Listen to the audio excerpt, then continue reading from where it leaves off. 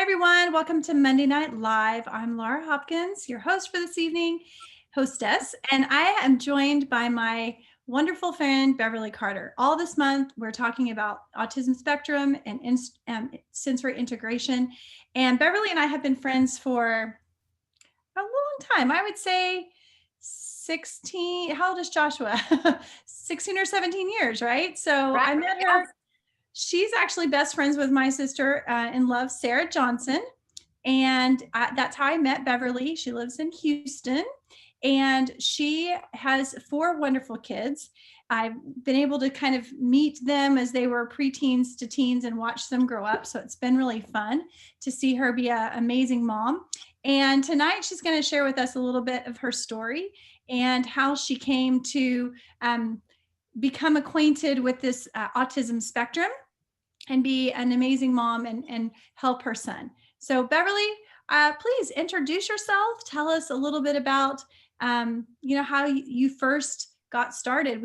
You pretty much have the floor tonight. Okay.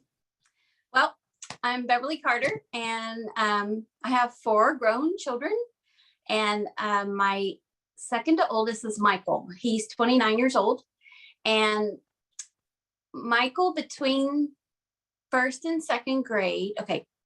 I actually went over in my head how I was going to start this 3 different ways. Let's start it this way. Michael was absolutely normal. He was a kind, compassionate, easy to get along with, just like even keel, all the way up till second grade. And when he started in second grade, my even keeled, lovely little polite gentleman son turned into a rage monster. And the difference between first and second grade was we moved from a private school to a public school, and we had gotten pretty far behind on our vaccinations because I didn't know how dangerous they were at that time. I didn't know anything about anything. I was, they call people crunchy now. It was like the anti-crunchy back then. We were eating junk food. We were, I didn't know anything about anything. And so from first and second grade, he changes personalities overnight. And I did not know what to even look for, what to blame, except for the school, because we went from private school to public school. And I was like, what have y'all done to my child? And I even went back to his private school teacher and I was like, were you, she loved Michael. I was like, were you covering for him? Was he, and she was like, absolutely not. This is not Michael's behavior at all. And I mean, he would go into fits of rage and throw chairs across the room and just like could not come back to sanity, for a while. And this happened. I pulled him out of public. Well, actually, I took 6 months trying to deal with the public school, trying to figure out what happened, what's going on here that's making Michael this way, but I'm just grasping at whatever. And so after not even 6 months, it was the first semester. After the first semester of his second grade year, I pulled him out of school because at that point, the public school wanted to put him into special education. And all his education up to that point, nothing pointed to special education. As a matter of fact, he had been tested right before second grade and was supposed to be in the gifted program, but now they wouldn't let him in the gifted program and they wanted to put him in special education. And I was like, y'all are insane. Public school is insane. And so pulled all my kids out, started homeschooling, which I believe was a God thing. God told me, and God led us that way because if Michael had grown up in special education in public school, it would be a whole different story. So he was 7 years old when all this happened. So for the next 6 years, he went undiagnosed. I didn't know anything. I still not looking at the vaccination, still not understanding what that's going on. Just dealing with Michael on a daily basis. And we'll try not to cry. Did I bring tissue? I think, yes, I do have tissue. It's okay if you cry because I've got tissue. So, yeah, so it was just a lot of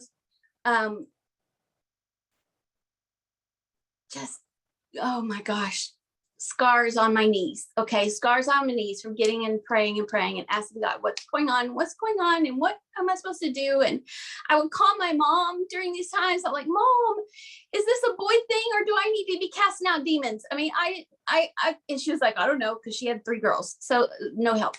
So it was just like every day, just like, it felt like just waking up in the morning and just not knowing what the day is going to be like and not knowing what we're going to go through. And it was pretty quick though that I learned, thank God that he puts mother intuition into mothers, but I learned very quickly that when Michael would blow up, we had to put him in a dark room and close the door. Nobody could be in there. It had to be quiet and dark, and he would come back. And while he was in that room in the quiet and dark, Mom was outside bawling her heads out. Because what kind of mom puts her child in the dark room? Well, this is not normal. And I didn't know anything about anything. And it was about when he was 13 years old. So 6 years after all of this, 6 years of just doing what we can, modifying schoolwork, modifying everything, our whole lives revolving around Michael, if he's going to, have an eruption or not. And I finally one day saw Oprah Winfrey talking about autism, and I'd never heard the word before, didn't know anything about it, but she posted up there this list of symptoms, and my eyes just got bigger. And I was like, she's describing my son on the television right now. And so at that time, my ex-husband had an aunt who she would evaluate kids for special education. That was her job in schools. So I give her a call. I was like, Aunt Barbara, I just saw this about autism. It's like she's describing Michael. And Aunt Barbara goes, oh yeah, I thought Michael was autistic. I thought that for many years. I was like, oh, nice of somebody to say something, And I know it's awkward for you to go to somebody and say, hey, I think your child is autistic. But honestly, I needed that. I needed that word. I needed that. Because I didn't know what was going on. Honestly, I'll back up just a little bit. I was abused as a child. I was sexually abused as a child. And so when Michael's personality changed like that, I just knew that my son had been abused. And I would try to gently ask about it, and he would shut me down. He didn't know what I was talking about. So I would just like back off. My mama's heart all those years just believed that somebody had damaged my child but at that moment when we got to the autism and everything, I was like, this is what it is. And so immediately we're changing things around at home. I'm reading everything I can read off the internet. I'm learning as much as I can learn, and about a year after that is when I was introduced to essential oils. Now I didn't come in for Michael. I don't know if everybody knows my story, but I had bronchitis and Sarah brought me oils. It turned out to be lung parasites. The oils totally got rid of them. And then, of course, now I'm 1,000% sold on the oils. And I went through my entire house. I threw out every bit of over the counter anything and replaced it completely with oils. At the time though, my ex-husband was not a fan of oils. So we had a budget. We could only, I got on Essential Rewards right away because I had a $50 budget. So I was like, okay, I'm on $50 Essential Rewards because I need the points. I need as much oils as I can get. Because let me tell you, if you're buying oils without being on, it's not Essential Rewards anymore, it's Subscribe to Save. If you're not on Subscribe to Save, you're paying too much for your oils, because Subscribe to Save gives you those points back. And that's my plug for Subscribe to Save. But I've been on Subscribe to Save now for 15 years, solid every month. And we would budget our oils, and we would, we didn't buy the expensive oils. My kids knew. I highlighted in our EODR at the time when I came in, it was the 3rd edition is the one that I got. And I highlighted in there all the oils that were $20 or less, because that's the ones we were going to use, So, and in that 3rd edition is a section on autism.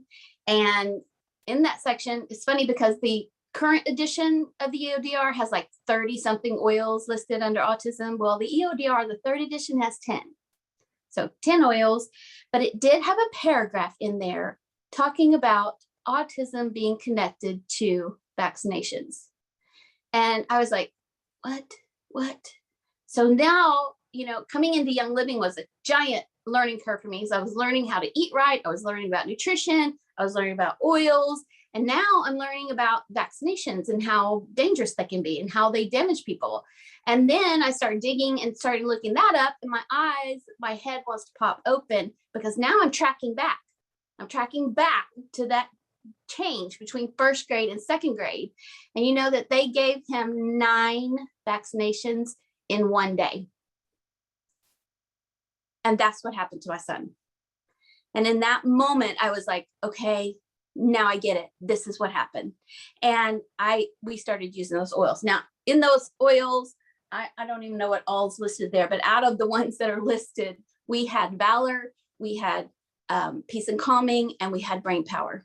And those are the ones that we used. Now, Peace and Calming was in my diffuser all day long. Peace and Calming was the one that made Michael stay inside his body. It made him focus on his schoolwork. It made him, be able to converse with us without losing his mind, so constant peace and calming, peace and calming, peace and calming. I still have friends that every time they smell Peace and Calming, they're like, that smells just like your house. Even though it doesn't smell like my house anymore, but that's what my house smelled like back then, because it was like that. But I immediately, so we did immediately start seeing changes. We immediately started seeing attitude adjustment. We immediately started seeing, Michael before that could not look you in the eye. Now he's what they call high performing autism. Now he's still let's get back. High performing autism. So that means he's verbal. He's, if you meet him and don't know any of his background, you won't know until he starts ignoring you, because he doesn't like to talk to people, but he's still very, very antisocial. And but we did start seeing, I was able to teach him to look people in the eye when they came, and when he met somebody new, and shake their hand. Look in the eye, shake their hand. That was just a giant thing for me with him. And I did want to take a side note. Here's a side note about Michael too. Michael had gynecomastia before we started in the oil. So gynecomastia is when a boy develops breasts, like outright girl breasts. So Michael was dealing with that too as we came into the oils. And just to let you know, all the oils took care of that too. Oils and nutrition, because we did get rid of all the, milk and meat and anything that wasn't organic. So we did do all that, and we did cleanse the gut, and all that stuff you have to do. Change your diet, cleanse the gut. And then add oils. So we did all that, but he lost a bunch of weight. His breast went away. It's kind of awkward to talk about that, and he started, he started participating in family. Michael had a relationship with his kids, especially Brittany. Brittany and Michael were always connected, but it was not the kind of relationship that his siblings had with each other. But it was after the oils that he started connecting with them, and he started appreciating them. And that was, mama's heart again. That was amazing for me to see. However, kids grow up, right?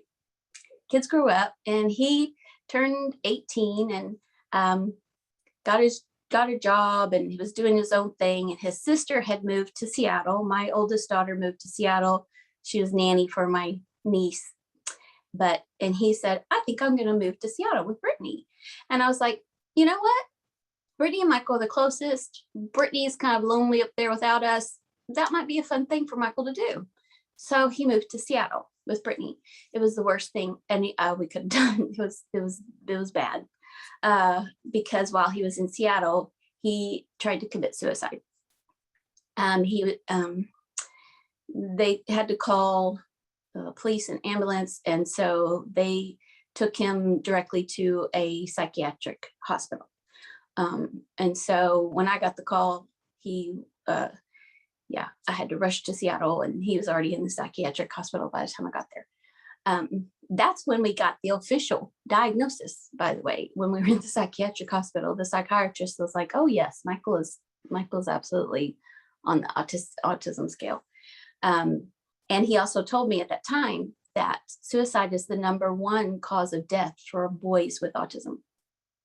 So that I didn't know that either. And I was like, okay, that's scary, so, but that time in the hospital, it was just a God thing, because me and Michael we got a lot of communicating going on with the psychiatrist's help, and totally different relationship after that than before. Before that, I was like, I felt like I was throwing things and he would catch them every once in a while. That's the analogy. And then after that, though, it was like back and forth. We're playing catch back and forth. And so he's amazing. I have one last testimony with Michael. This year, he decided that he wanted to learn how to touch type instead of just typing. So he got a program on the internet and started teaching himself how to type. And now he types 75, 80 words a minute, 0 mistakes. That was after 3 months practicing that. Well, when he was doing that, he was watching a show and the closed caption was going along the bottom, and he stopped. He goes, somebody's typing that right now, aren't they? Like, yeah. And he goes, what is, so he did the research. He was like, oh, so if you want to do that, you have to be a stenographer. So now he's teaching himself stenography. Now, may not be a big deal to you, and that was the first time in his entire life that he initiated, like, thinking ahead and made a goal. There's another word for it that I'm not thinking of right now, but it was the first time. All his jobs that he's ever gotten, either I got it for him or Brittany got it for him, or he even had his best friend get him a job one time. Everything he's done has always been like somebody else helping him along. Michael, why don't you do this? Michael, why don't you try that? This was the first time that he showed, what is that word? Initiative. Initiative. Thank you. Yes, that's the word I'm trying to think of. That was the first initiative. So at 29 years of age, he's like, I have a plan. I have a goal. I'm going to do this, And let me tell you, stenography, I don't know why anybody learns that stuff. It's like a whole nother language. It's got a whole nother keyboard. They don't even spell words the same. It's like American Sign Language. You're learning a whole nother language. But he practices on it 3 to 4 hours a day, and just teaching himself stenography. So one of these days he's going to be full-fledged stenographer and working at a courthouse. I don't know, doing closed captioning for people, but but all that to say is it's a success story. It's definitely a success story. And the oils, I gotta back up. Nutrition, get your nutrition in, make sure you're eating the right foods, and and cleanse the gut. But then the oils, it's like, that's 1, 2, 3 score is what it is. So, oh my goodness, that was amazing. Thank you for sharing. I laughed, I cried. It's a beautiful testimony. And we're gonna start taking some questions for you here on the side. One thing, because as I'm talking tonight too, and with my story, with my son who's 5, we don't have a diagnosis yet. And although he's nonverbal, and since from the time he came to live with us, we knew there was a challenge there. So I don't have anybody in my life everyone just kind of assumes Levi is autistic. In your situation, when you're dealing with a situation where there's not a diagnosis and you don't know, what would you say to somebody who maybe is on the outside looking in at a young man like Michael? How would you encourage maybe somebody else who's listening to say something? And what's a way? I mean, clearly relationship is important when you're doing that, but what would you encourage someone to do to step out whenever they feel like, oh, I don't want to get in somebody else's business? So if I'm hearing your question right, if I see someone else who's struggling and I'm seeing the same patterns that I saw with my son, how would you do it? But I'm just saying, maybe there's somebody out there like you, or who's listening, who doesn't have a child who's autistic, who sees someone that they love or a friend struggling with a child. And in your situation, somebody knew, they had seen Michael and never told you. What would you encourage us to do in those situations where we see something and to speak up? I would encourage you to speak up. Now, let me be honest. Depending on how Aunt Barbara approached me, I may not have in the moment received it very well, because I'm in mama bear mode. So for 6 years, I'm homeschooling. I'm thinking my child was molested somehow. I'm thinking abuse. So we didn't do babysitting. They were with me all the time. The only people they ever even spent the night with were my parents. And so, it's big mama bear. So I'm being honest that if she had mentioned it in the moment, I might not have received it. However, it would have planted a seed that I think God would have used, and I could have looked it up and I could have, studied it a little more. So even if you're afraid of offending, there's gentle ways to say it. You start by, like, I would start by talking about Michael first. I was talking about Michael, and then I could gently say, your child kind of doing this too. Have y'all had these kind of challenges, or, but I would encourage you to do it, not, just as gentle and as easy as you can, but there's got to be a seed set, or maybe you leave some articles about autism out, or you mention autism, or because I just needed the word. I didn't even know what the word was. I'd never heard anybody talk about autism. I never even heard of it from my doctors or anything. So I just needed that word. I needed somebody to say it so that I could go, wait, that sounds familiar, So. And now it's a case by nowadays case it's a lot more, basis. and now it's a lot more common than it was back then too. Yes. So it's something, we have, Autism Sensory Integration Month. That's what this month is right now. Yeah. So it's not something that's a secret as much anymore. Now, shifting gears a little bit, we talked a lot about nutrition, and this is one of the things that, as we wait for a diagnosis, that I'm working on. It's healing the gut, just your second brain, which healing the gut helps heal the brain. And so I just, what are some specific things that you all did that maybe you could pass along, and then I'll share things that we're doing too. So yeah, what we did, we had to overhaul our entire pantry. Okay. So right after, when I started learning all this, when I started in Young Living and started listening to Deborah, which, Deborah Rayburn's our upline, and she's nutritionist and naturopathic. And so when she would have her classes, she would start talking about nutrition. And I started thinking, okay, we're eating Hamburger Helper and Dr. Pepper and regular milk, and lots and lots and lots of regular milk, which is bad. Regular milk has all those hormones in it. It's just really bad. So what we had to do is overhaul the entire pantry and start buying organics and organic milk and fresh food instead of boxed food. And, I had to start cooking, which very quickly I just gave it over to my daughter, Brittany, because she really loved to cook and she was really good at it. So, but I just made sure she had everything that she needed to do the cooking. But that's what we did. And we also went to Ningxia Red,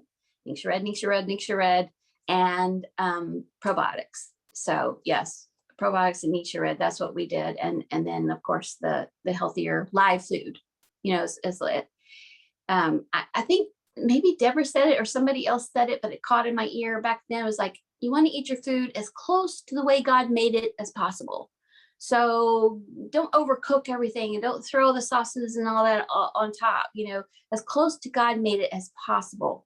And that way you get the best nutrients out of it. And that's been a replay in my head all these years. That's really good. My chef Mandy O'Neill would say, we eat our living food before we eat our dead food, which kind of gives you a really graphic thought of, food being alive or dead. Not that we eat raw meat, but the fact that you eat fresh living, the things that really have enzymes that are very bioavailable. So, which is something that, we talked about last week with Yvonne, and how she'd read the book about the brain and gut connection, and that it was a autism, and with her son, the connection was it was a starving brain syndrome. And so when you heal that gut and the digestive part, the brain can get the nutrients that it needs. So yeah. All right, look, what we have here is a question: which oils did you end up seeing good results with other than peace and calming? Valor, lots of Valor. Now, we used Brain Power, but we didn't use Brain Power as much because we're on a budget and it just didn't fit in the budget. And back then, Valor fit in the budget better. That was way before Valorgate. So yeah, we had lots of Valor, lots of peace and calming. The oils that we use the most, we use a lot of purification for, like, anytime we had any kind of bug bite or cut or anything, purification was it, we were putting purification in our air conditioner filters, because when we first came into Young Living, we didn't have a diffuser. So I was constantly adding purification to the filters in the AC so we could get it all the way through the house. Putting it on feet, we put Valor on their feet and peace and calming on their feet, and then Brain Power on their head. We used a lot of lemon. We used a lot of lemon and orange, a lot of citruses, because those are cheap. So that was our staple. So we, grapefruit, citrus, orange, and lemon. I think I encourage you to dig into the citruses. There's so much that they do that people don't think of. All the citruses fight cancer. They all have D-limonene in it. D-limonene fights cancer. And so, I had somebody tell me, I can't afford the frankincense for the cancer. And I was like, why? Don't buy the frankincense, buy the citrus. If frankincense is $90 and lemon is 12, you can get 7 lemons, eat them all in a day. I mean, it works. It really does work. So I really, I love the citruses, and that's because that was our staple. Citrus, peace and calming, purification, Valor, a little bit of Brain Power. But that was our life back then. My kids didn't even know what frankincense smelled like for probably 5 years after we started Young Living. Well, I get it. Valor is a huge one for us too. In fact, Levi took swim lessons, and he really doesn't like to be touched much. But he can't say, please stop touching me. He just screams or pushes or makes really loud noises. And so he had to when he went to swim lessons, because that's not negotiable. It'll save your life. And so whenever we were there, I was putting oils on him before he got in the water, having him smell it. But after, I think the third day, I'd forgotten. We were in a rush and got there, and I forgot. And so he really threw an absolute fit that day. And I thought, I think I know the common denominator here. I didn't forget after that, and he did fine. And so it's really interesting. There's black spruce in it too. So sometimes I will use black spruce by itself. It seems to be very grounding for him. The tree oils are always really good ones for that sense of being calm, at least for Levi. Grounding. Yeah. Grounding oils that work really well. And so I know too that Ningxia Red was a huge one for us, and then Mineral Essence, being able to get, because that has oils in it, but kind of helping the gut rebuild additionally. So we've worked up to it, but that's been a huge one for us too, because I just letting him get the nourishment, because really and truly, you have to retrain everything. And like you said, it's not easy to just kind of put the brakes on life and death, especially with kids. We can do it because we're like, but with children, it's like, they're going to, it's a little harder. They have to, switch it around sometimes. They can be very resilient though, if we coat it in prayer. So, yeah. Yes. Can I just piggyback on that? Because I wanted to say this earlier, 'cause I thought you were asking a different question, but this, anyone who is going through these challenges, or you need advice on how to talk to somebody who's going through these challenges, prayer, prayer, prayer, prayer, prayer, prayer, prayer, prayer, prayer, prayer. You know, when I would get on my hands and knees and say, God, I need answers. I need you to tell me, you know, he gave me answers. Before we ever even had a diagnosis, I learned to put Michael in a dark room. At the time, I thought it was horrible, but later I was like, oh, see, he needed the deprivation in order to come back. And so it made sense later. At the moment, though, it felt terrible.